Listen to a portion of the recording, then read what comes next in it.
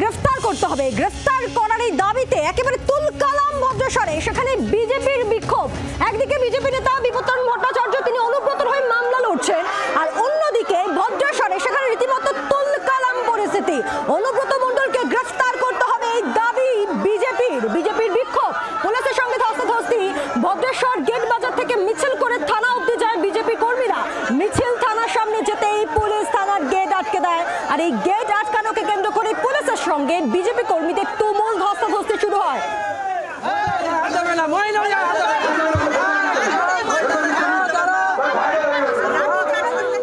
কথা বলবো, বিধান সরকার রয়েছেন আমাদের সঙ্গে টেলিফোনে প্রতিনিধি। বিধান, এখন এই মুহূর্তের কি সিচুয়েশন?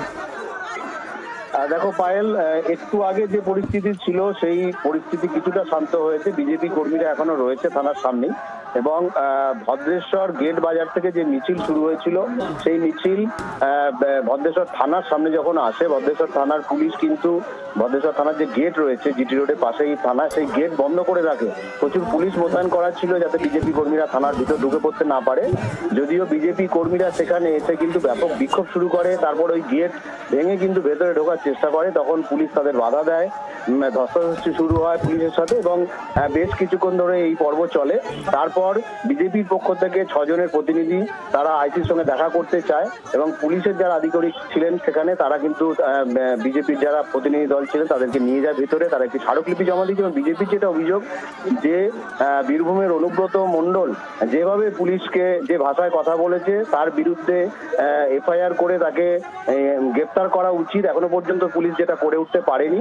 আর উল্টো দিকে দেখা যাচ্ছে যে বিজেপির কর্মীরা যখন কোনো আন্দোলনে নামছে তাদের বিরুদ্ধে মামলা দেওয়া হচ্ছে।